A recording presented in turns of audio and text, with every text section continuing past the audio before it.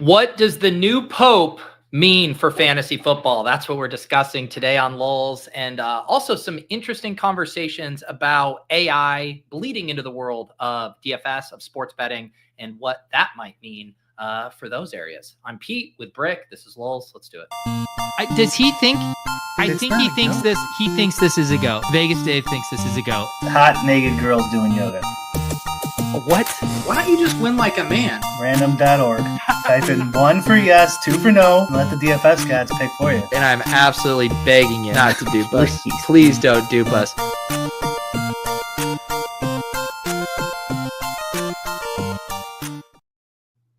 Man, Brian, what a past few months for Chicago. You guys get Ben Johnson, you make a splash in the NFL draft, and now you guys produce the next Pope. I mean, what's it like boots on the ground over there? I mean, this is Caleb Williams' ADP is gonna skyrocket after this. I think. They have like a divine mission at this point. Blues Brothers, right? A mission from God. Is there any more clear direction to draft a bear stack in your next monster? No, it's ordained. Is this like the most? I mean, where was the? Do you know where was the previous Pope from? Wasn't it South America?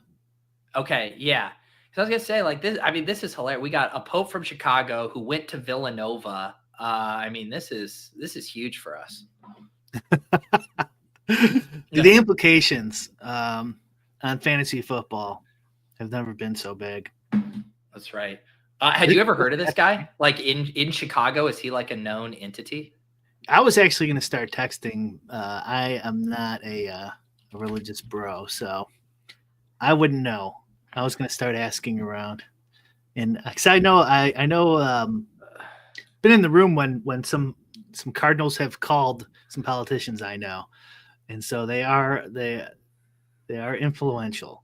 Let's just say that. So I was going to say, because you occasionally will have the story of, I was at a cocktail party, brushing shoulders with some local politicians. Who knows? Maybe you've been in the same room as a Cardinal Prevost before. I don't think maybe at like a function or something, maybe, but. Yes. Neil says he loves the title of the stream, Lulz with Bric 75 and Pete. Here's the thing. I've stopped fighting. I don't make the thumbnails in advance. This show, occasionally we'll have some topics, some things we want to hit on, but I'm not going to force a title that's not there. After the show, oh, God, I'm going to hit the YouTube algo with some good clickbait, though. You best believe that. Was Neil shaming? Was YouTube shaming you? Creator shaming you? Yeah, that's the thing. Mr. Flannelverse over here shaming me. Or maybe he's being earnest. Maybe he honestly loves just the straightforward description. He's creator shaming you, Pete. Shout out to my guy here, CLN 2013 with the super chat. He says, thanks for Bric saving the youth of America, even though you've hung it up. Are you still going cold turkey on the gaming? Well, I mean, the stock market's back up. There's a Pope from Chicago. Isn't that all probably because I started playing Madden again, Pete? Haven't I done enough?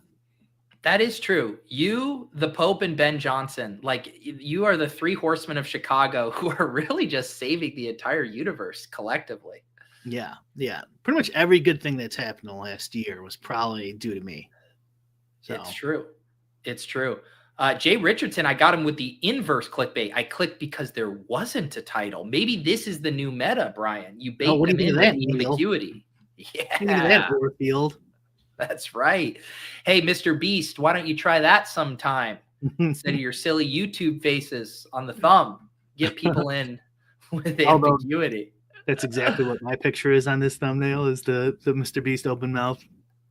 Yeah. And I actually had to, I think I used an old one because I was going to have my guy Chris make us a thumbnail after the show.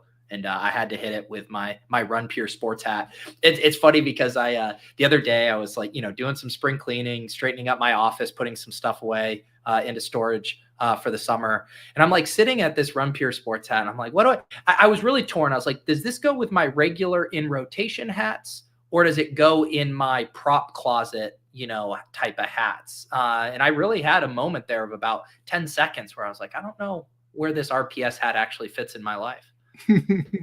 is the line between parody and reality is it's just completely blurred.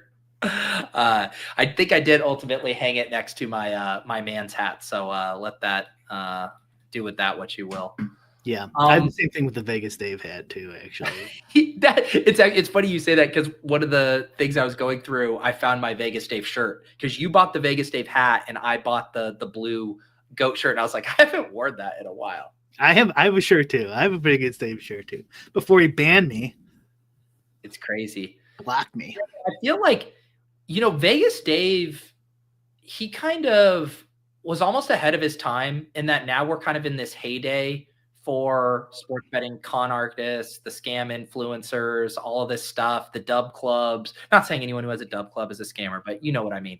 But like Vegas Dave predated all of this. Like he was a trailblazer building his own shitty website, trying to get people to give him thousands of dollars for his whale plays before everyone is doing that now. Yeah. I think it's going to morph into like Vegas Dave AIs.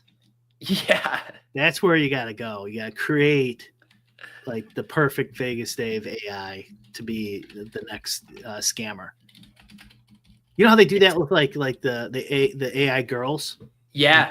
This looks just like, I can't tell the difference. This looks like a real person. You got to do that. You know what? It's funny you say that, because I was listening to you and Davis on the Takecast, and you were talking about the thing about how like a future successful politician needs to be someone young, just because they don't have a history of bad takes essentially online or being on the wrong side. It's just like a clean slate, and that would be attractive. I wonder if that's like the issue for Vegas Dave. Like he's sitting here seeing that this is a gold rush to scam in sports betting. Like he could be partnered with all these sites, and he's like, fuck, I already sullied my name over like 20 years. Like if he had a fresh slate, I bet he would be killing the game right now. Vegas Dave is toxic. Jersey Mike, his AI creation, he's got a plate.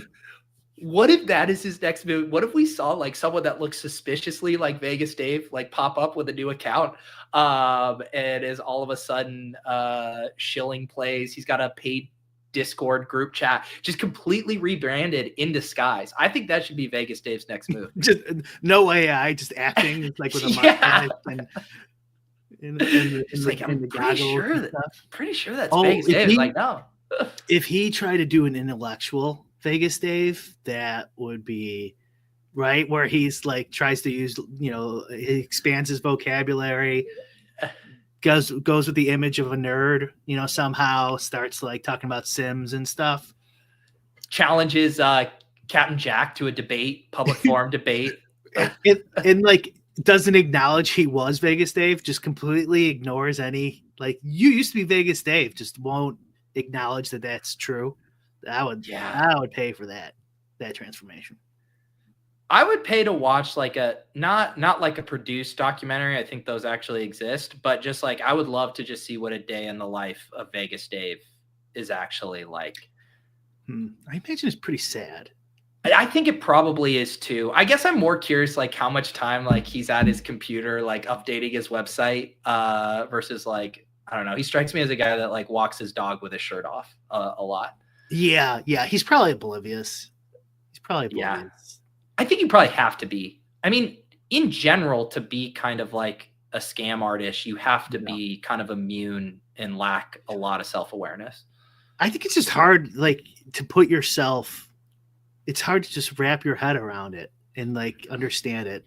Like somebody with like 180 IQ, like how do you even know what they're thinking? In reverse, someone with like a 70 IQ. I don't think you can actually, but in Vegas Dave's probably closer to 70, but to be clear, or maybe he's not, maybe he's a genius, but like a psychopath or something like that. I don't think you can really get in their head and understand it.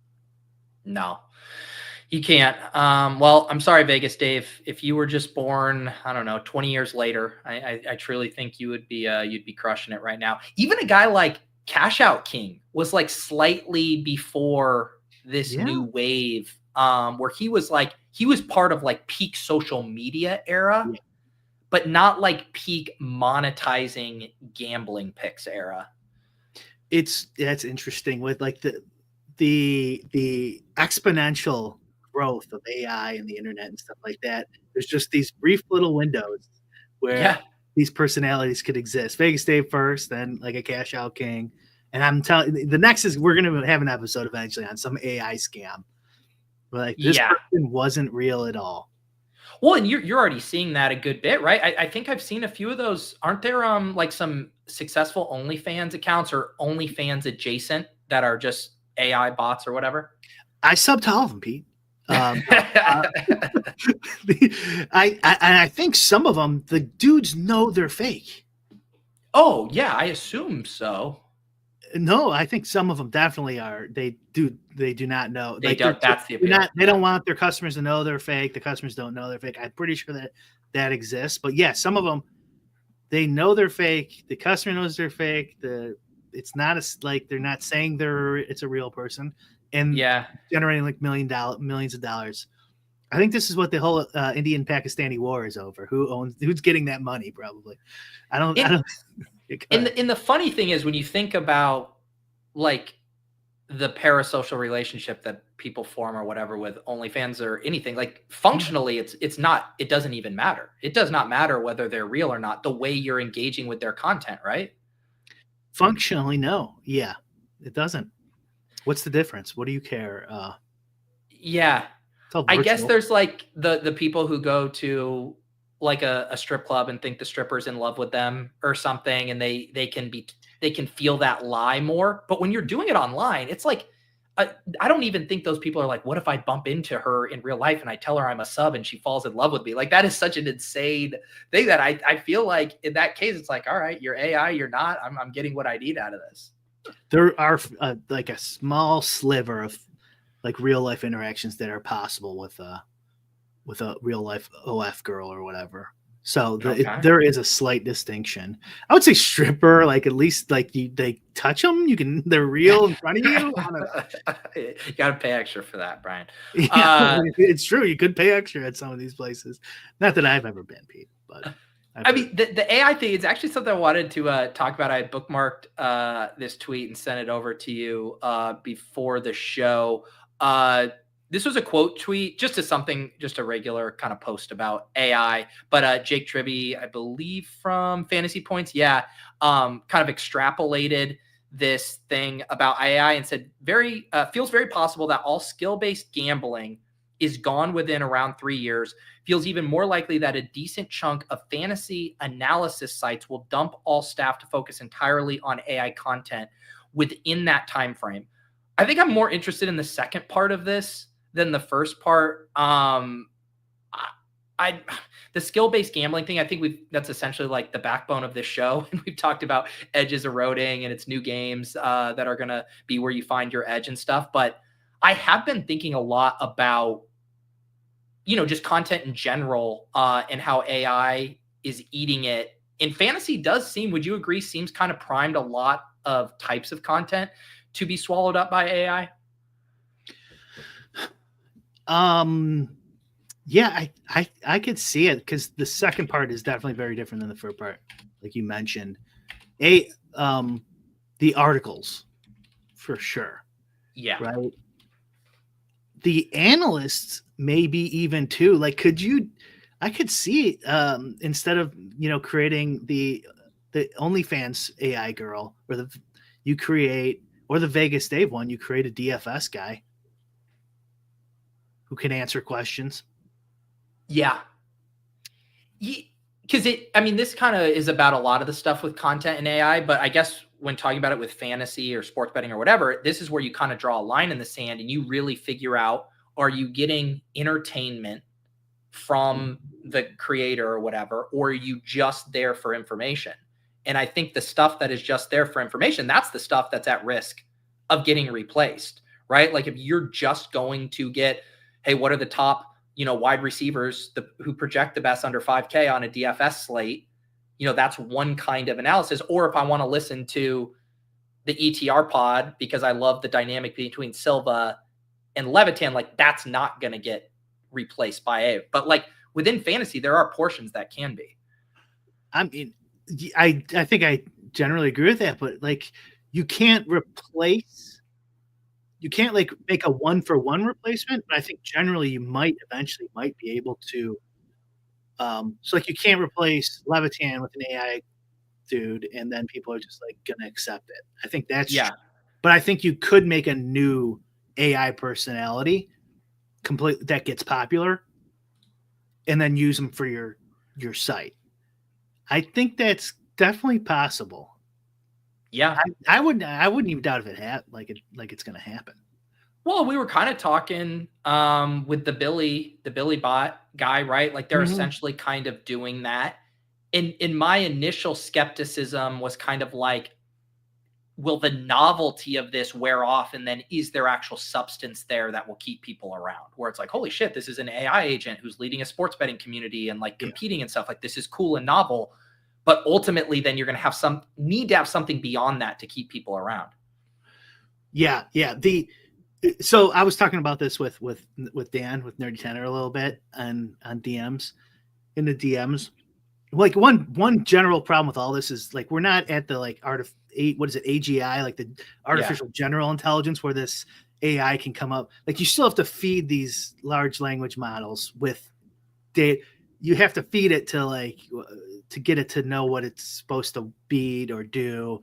And we're not as advanced and far down that road yet. Yeah. So like you still have to feed it, but I think there's probably enough YouTube videos, DFS articles, etc., that you could feed an LLM that could make so like let's say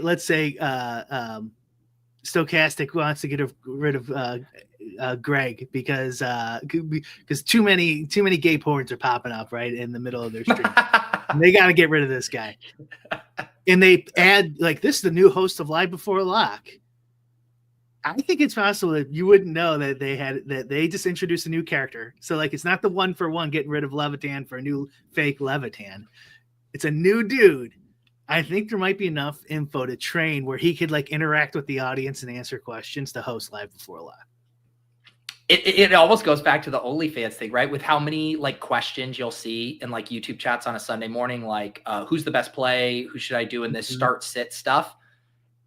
And like, how do they do you know, it should be able to like look at the Stochastics numbers and go like, here's the points per dollar one, and could probably answer those questions pretty believably when someone's like, do I want to pick this guy? And it quickly looks it up and gives the right answer. And I think what's so interesting about that, because, one thing I've always said, about say the start sit questions, or I think a lot of DFS questions, it's like the answer's already there, right? You can go look at the site's projections and that'll probably tell you. You could go look at the site's ranks, who's ranked higher, that'll probably tell you. But they either want you to confirm something they already think, they just want that validation, which an AI bot could do. They could confirm something for you, but that goes back to, is there something more to it? Is there like the relationship aspect of it that makes that advice feel more special or curated or boutique because it is coming from another human? I think that's like an interesting thing. It kind of goes back to the OnlyFans of like, are you actually getting, does it matter if they're real or not? Yeah. I want to say the OnlyFans thing is an example why it doesn't matter. But I don't know, horned up dudes, like they're not looking for answers to anything really. Right? It doesn't matter what this girl says. With the DFS guys, I don't know if it matters either, because like they want some takes. I think I think a lot of them want like, hey, this is the guy no one's playing. Yeah. So that still exists, but just like a randomizer of middling picks for the AI guy might be close enough. Yeah. Even though it's fake. Well, here's another example of like how it could work. Like say you're hosting the show. Let's use our Stochastic example. Let's say Greg is doing a Live Before Lock or whatever, and he's kind of giving his takes, just doing a show, but he's in the chat, and it's actually an AI agent for him responding to those questions. Where it says like Greg says, yeah, you should start this guy, this one. And I always think about that dynamic. Sometimes like going to reply to the chat while you're talking. Not all of us are Davis Maddock who can, multicast with that kind of fluidity. where it's like that might actually be a way where you kind of middle it. Like you continue to do an entertaining show, you continue to talk, and you give these questions. And if it is trained on how you talk, your thoughts, your projections, your ranks, it again is probably functionally not different than if you went and typed in the chat. Yeah. It's like a chat bot kind of. Yeah. Yeah. It's a chat bot that's trained on your stuff. Yep. They could definitely do that now. Well, I mean, we should try it. Run the Sims. We have Run the Sims YouTube channel that we don't plan on doing anything with, really, because we have Endgame already. Yeah. We could just create an AI bot, make it stream 6 hours a day or whatever the ideal number is, to see what happens. It would be really funny to train like this AI bot to just be like very adversarial with Davis and just be like, your one goal is to antagonize and build up a bigger YouTube channel than Davis. What if it gets unhinged and it develops like a porn addiction or something, or it becomes racist and we have to shut the AI bot down? Yeah. It's funny. I was actually just listening to, that guy, Greg Eisenberg. He's kind of like a thought leader, entrepreneur. He's really into AI now, makes content or whatever. I subscribe to his podcast feed, and so I'll occasionally get ones in there. And he was giving some advice on prompting the LLMs. And he said one thing that improved results for him was actually making an LLM jealous of another one. And like being like, oh, this one does stuff better than you, blah, blah, blah, like priming it in a way of like, you're inferior, you need to step up your game. And then was giving examples on how his results then on the project he was working on was actually better. Like after like literally like, provoking them into doing a better job. That's crazy. I guess I could kind of see it. I don't, obviously it doesn't have a personality like that or anything, but like I have had times where I get an answer where I know it's not right. And then I go like, well, that's not right because of this event or something. And it goes, oh, I'm sorry, you're exactly right. And then it starts giving me like a way better answer after looking into like, how they'll search more web pages. Yeah. Like that. Yeah. Well, so the other part of this conversation that made me think about this is I like coincidentally also just yesterday, I saw both these tweets, the Jake tweet, and then I saw this tweet from Bales. And they're, of course, working on Gambly Bot. I think most people are kind of familiar with what they're doing at this point. An AI way of finding the best bets, being able to generate bet slips based on, say, a random sports bet you see on Twitter. But now they've also launched this thing called Takes. And I actually, one of my shows I did last week, Nez is in the chat here. We did a show, just like a best ball show.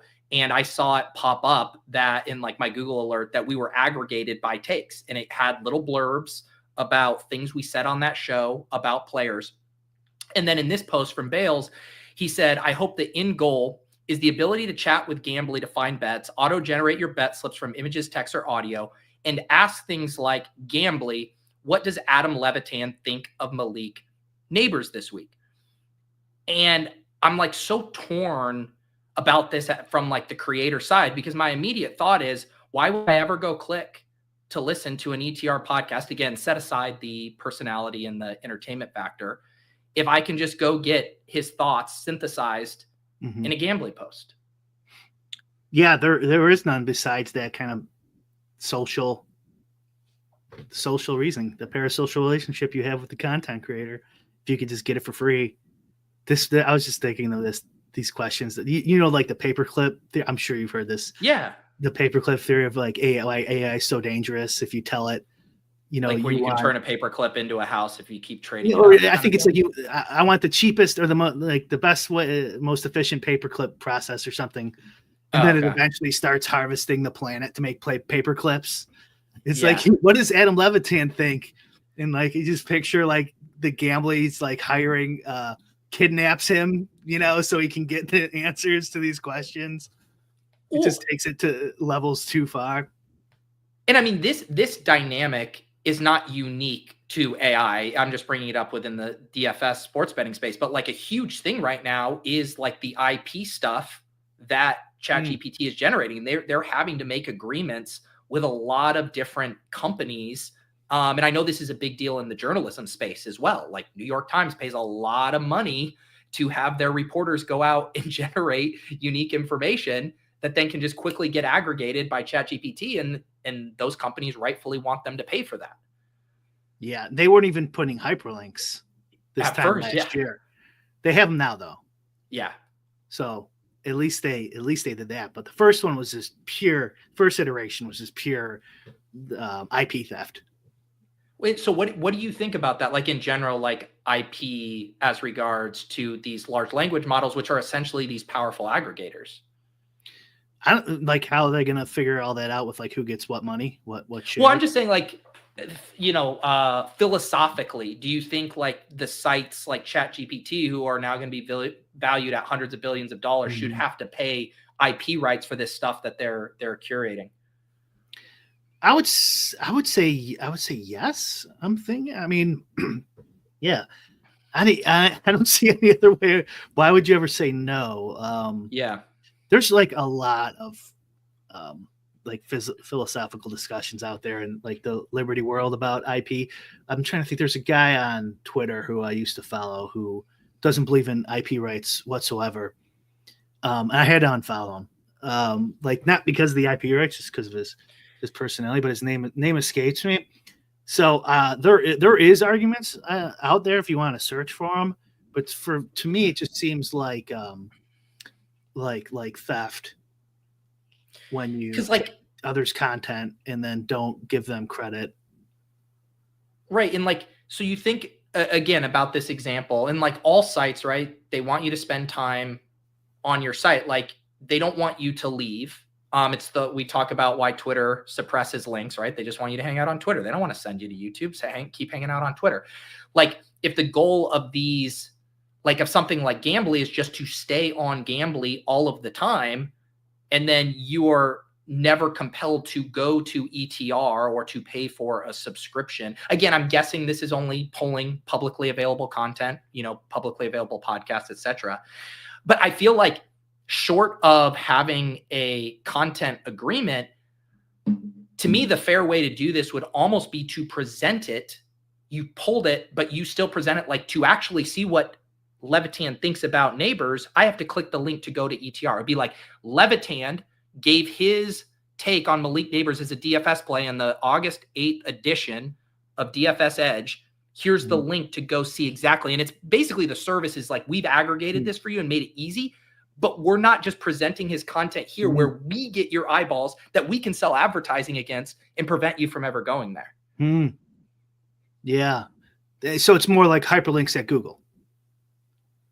That's what I'm just trying to think of, is there an equitable way where they are providing a service to users without cannibalizing the content, monetization of these creators? Yeah. Yeah, I think all that's going to have to be litigated because, like, let's say that Levitan article's from 4 years ago. Like, can't you just sum up for me what Levitan says about this guy? Right. In the past? Like, do you really I have to click the link to go to this 4-year-old article? What if they deleted the article, but they still have it in their database? I think I don't know what it definitely makes me think that paywalls will be coming way more frequently for a lot of websites that you can't get around because easily of this. because of it.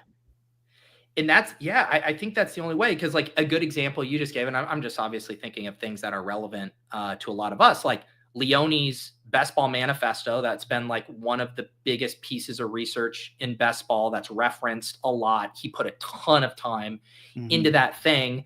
I believe a good chunk of it was publicly available or whatever, and you could probably go on ChatGPT and have it summarized and never have to go to ETR. And again, maybe that's a conversation for them of like, how much of this do you paywall?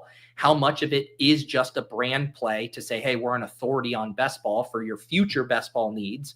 Come to us. But that even marketing element of establishing yourself as an authority is pretty stripped away when it's just all splayed out in ChatGPT with a very small hyperlink reference at the very bottom. And you could even go, it's so like they could even get around it. So like from ChatGPT side, like let's say, because you're asking like this question that we're talking about, what does Adam Levitan think about Malik Neighbors? Yeah. But like, what if the ChatGPT user goes, what's the best strategy to play Basketball Monster this year?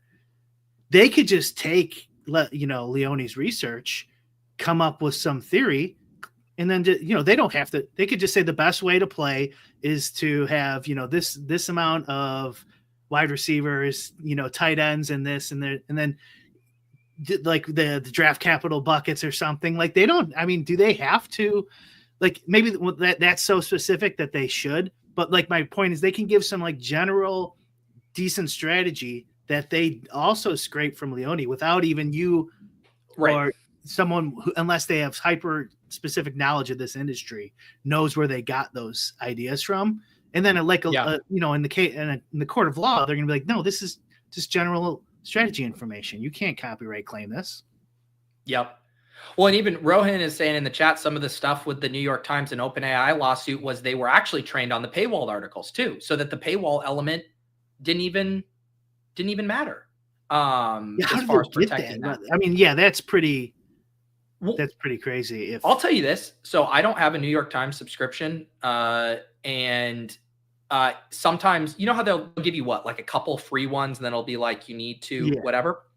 But I use for a lot of things, I use this read it later service called Pocket. I have a Chrome extension. Like I can do a tweet right here. You can see this little button up here. I click it and it just saved this to my Pocket.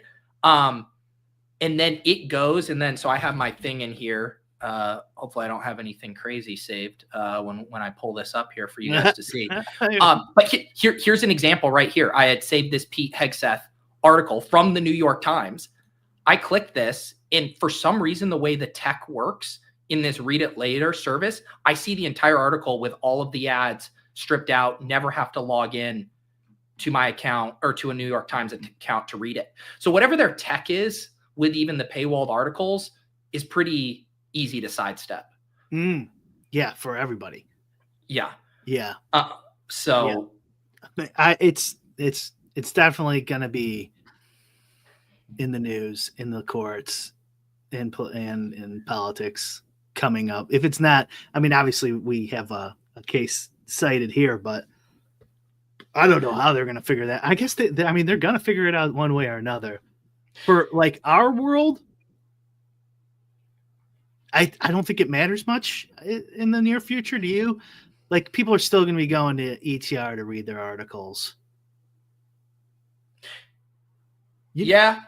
I think the time matters. I think that makes sense. Like, you got to give them 6 months or something. I think so. But like in this example, it's what does he think of him this week? Then like it would have to be like I'm trying to think like if I was the judge, a good solution. If you could just create the perfect, right. It would be like, okay, in this case you have to go to ETR hyperlink only, but like 3 weeks from now or something, whatever, it's just going to get posted.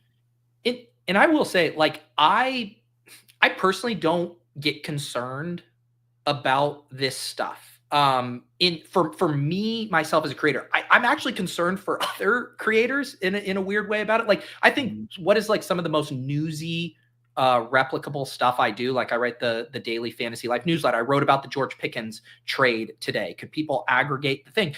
But my whole thing when I'm writing, I'm making jokes. I'm putting in like callbacks and references to stuff. I'm not just saying they gave up a 5th round pick to whatever. That can easily be. So like, I'm constantly thinking when I write or make any content, like, how is this better than AI slop, essentially? But I do think about stuff that is more someone doing a bunch of research on wideouts under 5K who project the best. That is like, yes, it takes time, but it is also something that could just easily get replaced or aggregated or done by AI. Like, that stuff feels like it should be on red alert. Right. More like the Football Focus or fantasy point stuff, like where people just go for the raw numbers, like Fangraphs, how do you interpret the StatCast data in the MLB? You're right. That can, but the parasocial content creators that develop a relationship with their audience, I don't think that's going anywhere anytime soon. Like when I see this, I think like, why wouldn't the sports books just use it? Yeah. Right. And so it would be like, hey, I'm the sportsbook owner. What lines do I need to adjust today? I mean, I don't know why they haven't been doing that a decade ago, like writing code to adjust the line as the bets come in the best way possible to get the most efficient in the most amount of markets in the most efficient way possible, instead of just limiting everyone. I think I don't get their mindset Yeah. of that. Like, so like that's where my mind goes when with this is like, how quickly will the books be able to use this type of like, you know, 'cause they have access to AI tools too. They could easily spend $10 million or something for someone to develop an AI tool for themselves. Yeah. Why won't they? I mean, Yeah. I imagine they probably will eventually. It gets so cheap and so good. They just like, why not? Yeah. Yeah. It's an interesting thing because like I said, like as a consumer, like what Bales is describing to me sounds cool. Like it sounds convenient, sounds easy, sounds fun. But it is interesting to think about it from the other side. I think ultimately, like it would be cool to see more streamlined partnerships too, like between the sites of like, hey, we're going to make it easier for you to get access to all of our stuff. Like, how can we make this work in a way where it's mutually beneficial? Like an ironic thing, and I know we're talking a lot about ETR, but one of the things that they provide on their site that I really like, and I forget the exact name, but they do like a Sunday rundown of all their previous content where it'll talk about a game. And it'll be like Pat Thorman referenced this in the snaps and pace, Levitan referenced this wide receiver under 5K, Silva said this on the show, and this was in the by Leone model, like all the little nuggets.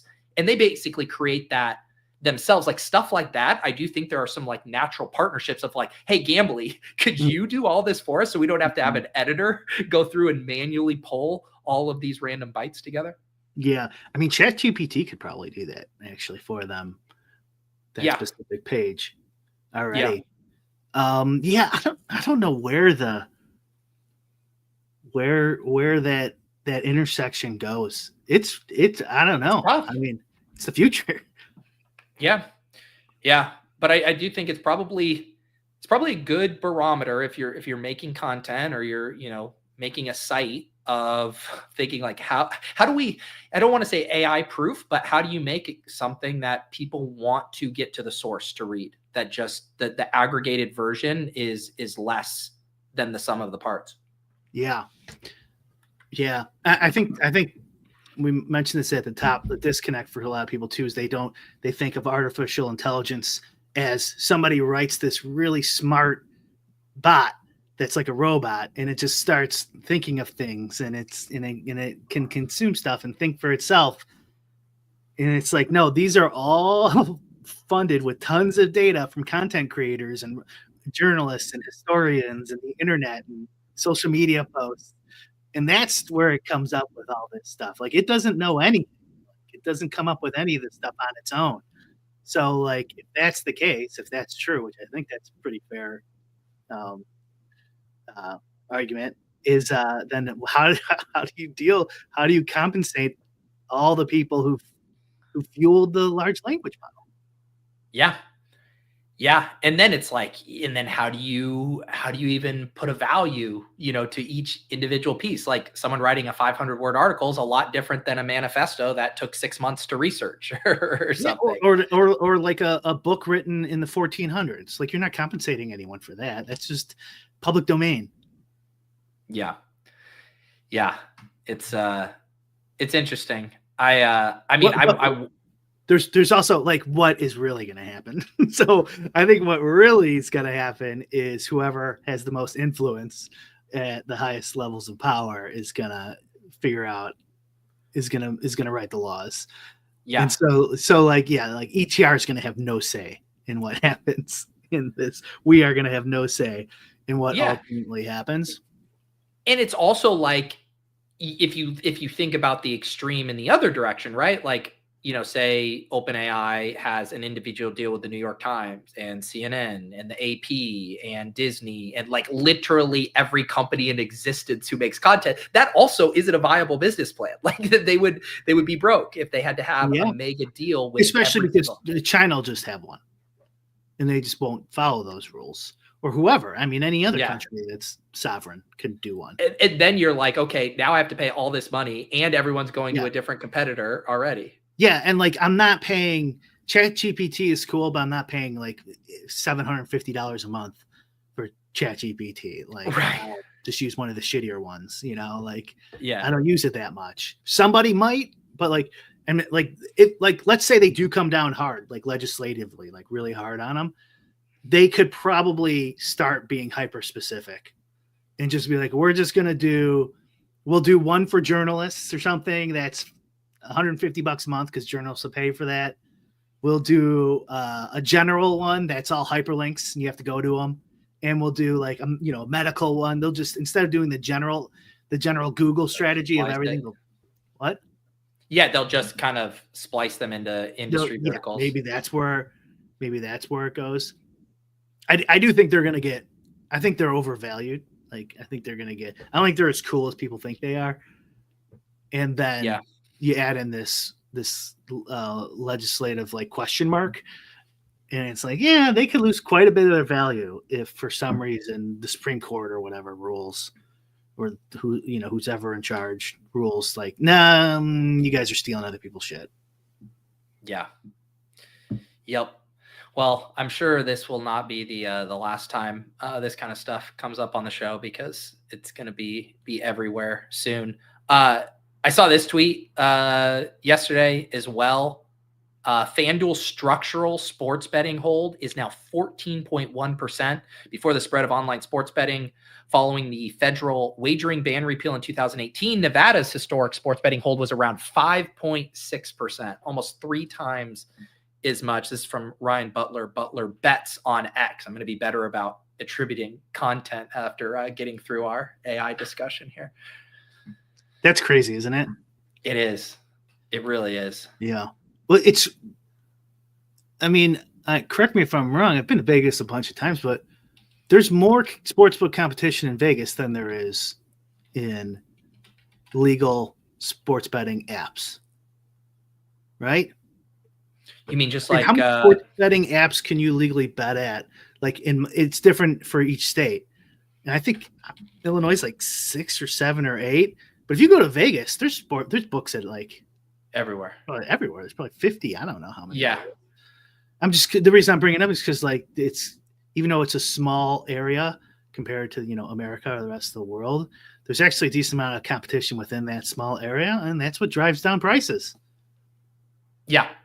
Yeah, the competition, and then there's the irony of them like walling off any other kind of you can't do any gambling on your phone once you're there, but they'll let all the competition within the brick and mortar. Yeah. It's this weird game we play in so many industries where it's like they protect a certain amount of businesses, but only so much, like you can't completely screw people over, but we'll let you screw them over a little bit. So there's people in the comments, saying too that FanDuel structural betting hold, and I guess I would have to know how, like, what he means exactly by structural sports betting hold, because it would make sense if what they're pulling in general is so much higher because of parlays. Yeah. Because parlays and if the majority of their business is now parlays, that is going to obviously push that number up. Why would bros in Vegas bet less parlays? Is that because you're there watching the game? Is it just that like parlay culture is more of an online thing? It's easier to add a bunch of things when you're on your phone and click than if you go to the counter. I remember doing it with my buddies when we first went there to 21, and like having her put 9 different games in a college basketball parlay was like such a chore. Yes, that is got to be part of it. Like, it's embarrassing to go up, especially in person, and be like, the Bears +1, also the Lions +2. And you have increasing regret as you add each leg. You're like, shit, so embarrassed. Yeah, for $1.25. She's there for like an hour. You're there for an hour to win $1,000. And the cashier's like, another one? Yeah. Yeah, that's gonna lead guys to go, just give me a total. And you know what they really should do? And I know some places do this, but you should just have built in, like, if I ran the sports book at one of these in Vegas, I would have like the college basketball bachelor parlay. It's like, I already know what you guys want. You want a 10-leg parlay on the 10 biggest favorites on today's slate. And I've already created it for you. I'm going to press one button and the slip is already made. Yeah. Yeah. Well, I mean, they have that for the lottery, right? Yeah. You go to the lottery, Oh, give you yeah. the random numbers. Yeah. It's so funny. If they did that, they probably actually. I wonder if that'd be even legal. But if it was legal, some bros would use it. Man. That's it, though. I bet that's the difference. I bet that's a big part of it. Is at Stardust we celebrate 3.5%. Yeah, 3.5%. That's got to be the structural thing. I'd like to see maybe it's not, but it's got to be that a large percentage of bros are betting parlays, which have a higher hold, higher handle, higher bid. Yeah, for sure. Yeah, I mean, you just like you think about the people who, you're seeing a commercial, you're seeing an ad, you're seeing a promo to get on. Like, you're not getting on there to like bet a money line at like -110. Like, that's just not, I think, the default way people are now hopping on to experience sports betting apps. You want the big hit. I wish we looked into this, because I'd like to know. I wonder if Captain Jack has in that video, if the hold on the major markets is equivalent or lower, right? Sides and totals. I wonder if sides and totals is above or below the 5.9% for FanDuel or DraftKings. Yeah. Do you think there should be? I mean, obviously, a sportsbook can price it at whatever they want, and then customers can decide if they want to bet it. But do you think there should be more? I'm trying to think what it would even be, like kind of clear education as you add each leg that shows the math on what's happening. I mean, most of these bettors I don't even think care, but I'm just wondering, like, what should be the responsibility to be like, hey, the effective value of this is X. I don't know what the answer is. What do they do for roulette? I haven't bet roulette in a while. Trying to say, because they just give the odds, I think, right? For roulette, they don't go, here's the true odds, here's the real odds. Right. You mean that's like pretty you easy factor in like the double zeros and all of that? Yeah. Yeah. It's 36-1, but it really should be 40-1. Right. That's never posted. Yeah. So they don't post that anywhere. The math behind the final number, behind it, which is basically the same thing. Roulette. Yeah. Yeah, it's unless you have an edge somehow in sports betting, it's basically the same thing. Well, it's kind of like lower odds than it rightfully should be. Right. And it's kind of like how people, smart people know, like, hey, where if this blackjack is playing 2-1 or 3-2 or whatever, and I want to go play somewhere that's, not paying the smaller amount. But if you're drunk with your buddies and you're sitting down to play blackjack, you're sure as not hell looking at how much blackjack is paying out at that specific table. Yeah. The line, I think the line is hard to figure out with this, because if I've said this before, but like if they were just like selling shovels, like, I don't think there should be any regulation on them, at all, basically, within reason. And so I kind of feel that way with sports betting too, that there shouldn't, like, just let them do whatever they want. But like an argument against that, besides like, people with problems, is they're heavily regulated. So like, once you bring that piece into it, I do think it changes the equation, because they're heavily regulated, keeping out competition.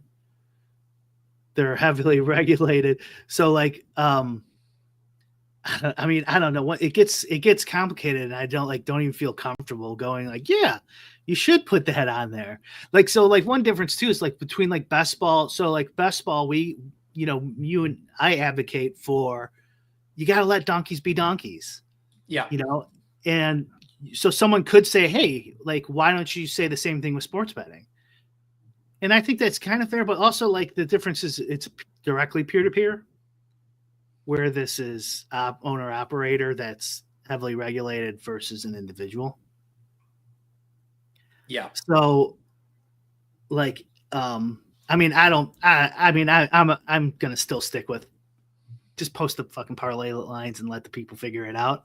Yeah. But I think there is a stronger argument for like adjusting and showing people. I don't know if you can even do if they knew the true odds on a lot of this stuff. I think they'd be able to price the lines better anyways. I don't think the sports books are as good. I think they copy paste from the actual market makers. Yeah.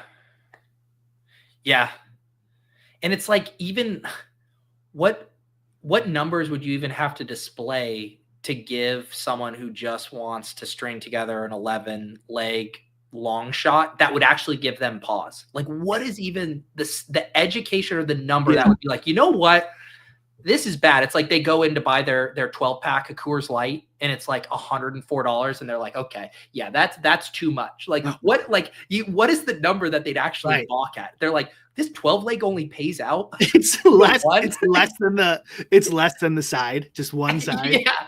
Maybe then they're like, fuck. You know what they probably do? They probably keep adding legs on until the number kind of over the side. Yeah.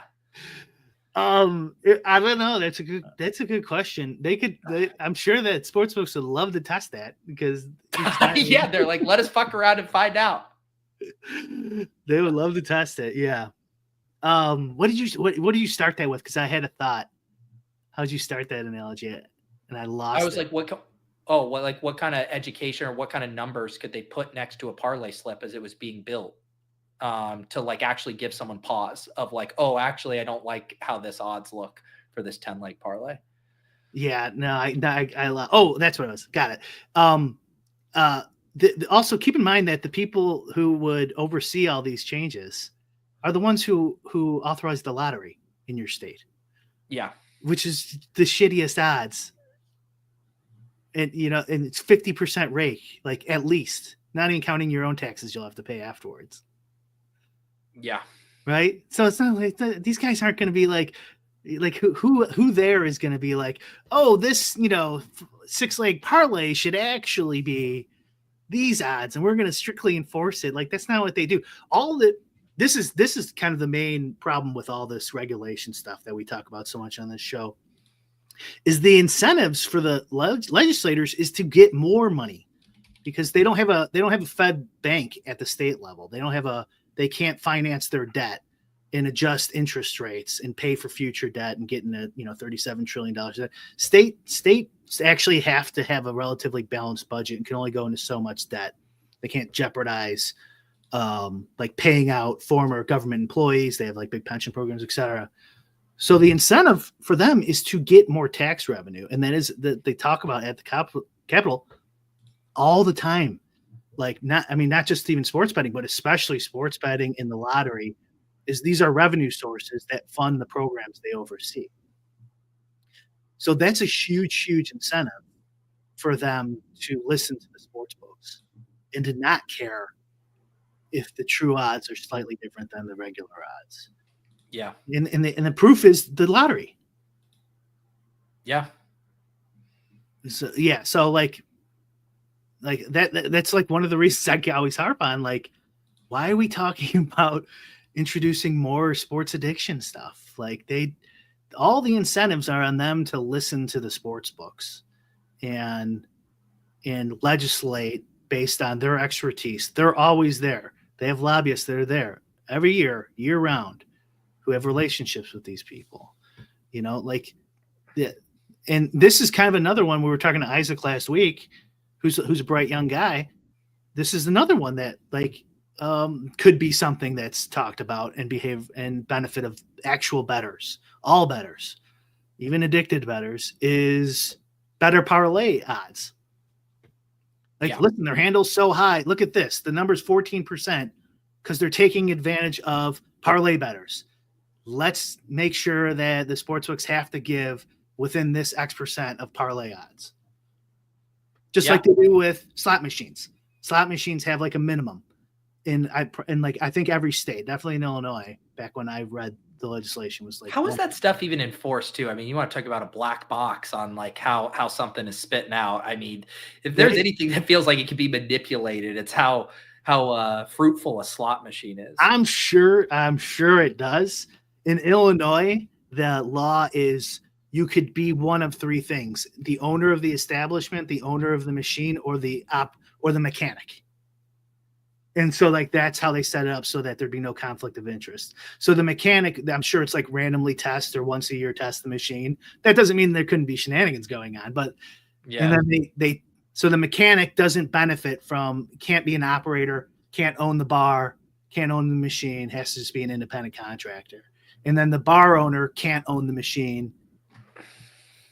And they have like checks and balances. That was the idea here. Okay. Yeah. Man.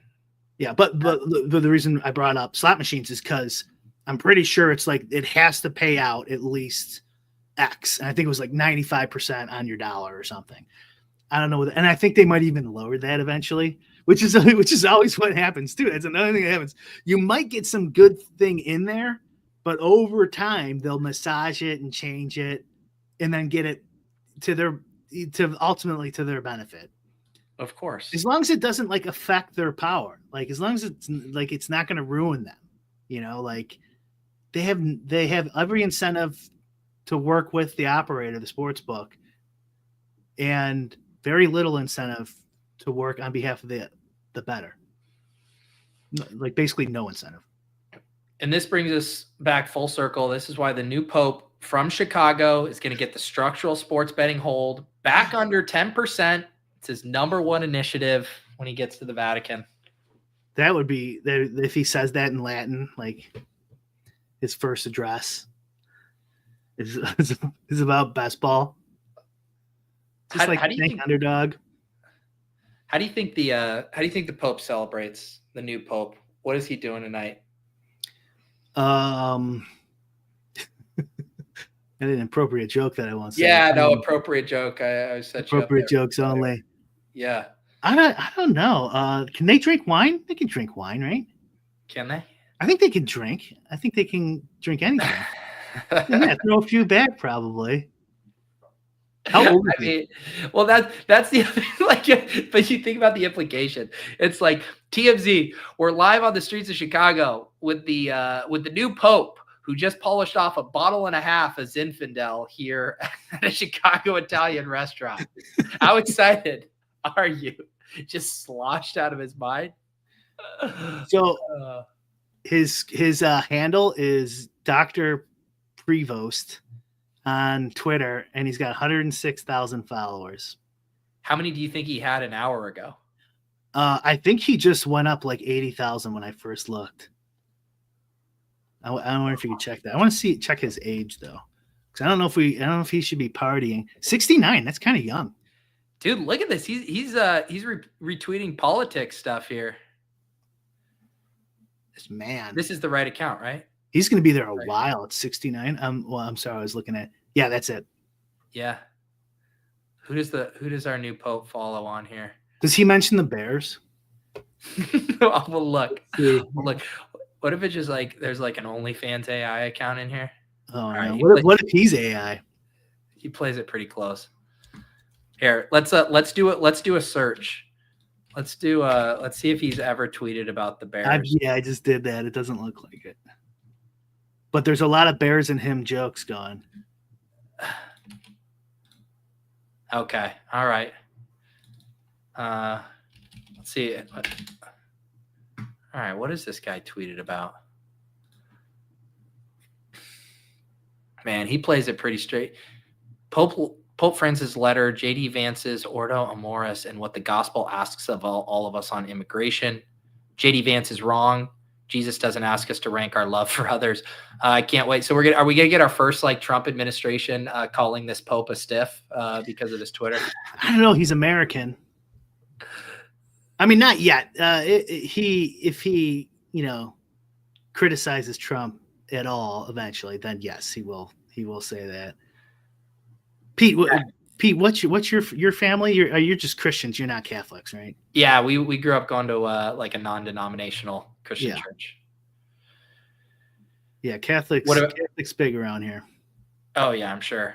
I was hoping for something fun in his Twitter, but you know what? I guess you don't get to be Pope with skeletons in your Twitter closet. I mean, they had to have curated this over the last few weeks. They've been deleting tweets. I mean, come on. Oh man, that would be hilarious. It's just like him like in Schefter's at replies on a Sunday. Fire Ryan Paul. That'd be awesome if he really was a fantasy bro. Yeah. Okay. He's in the meme game a little bit here. All right. This is our new guy. It's a sin not to play DFS. Oh man.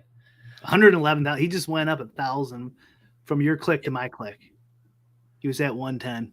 Yeah, he's adding a couple hundred followers every second.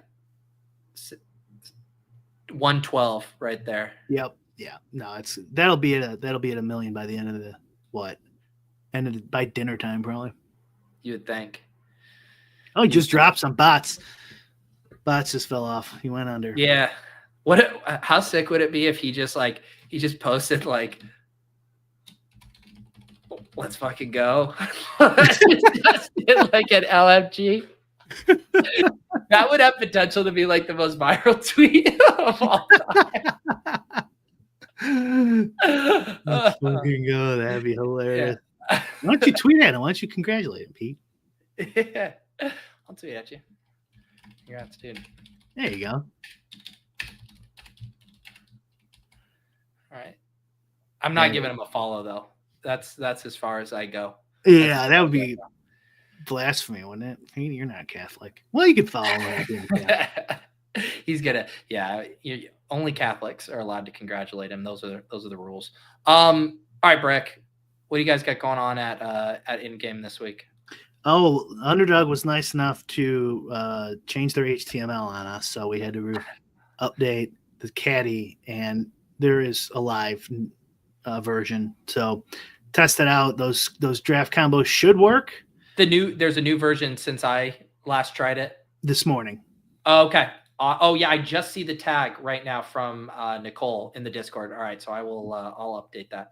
Yeah, give that a rip. See if those combos work. They should work. Oh, we have the MLB UTA package. The MLB projections works on Underdog now too. So if you like doing Underdog MLB drafts, you can get those projected for $10. Works on DraftKings or Underdog. Sweet.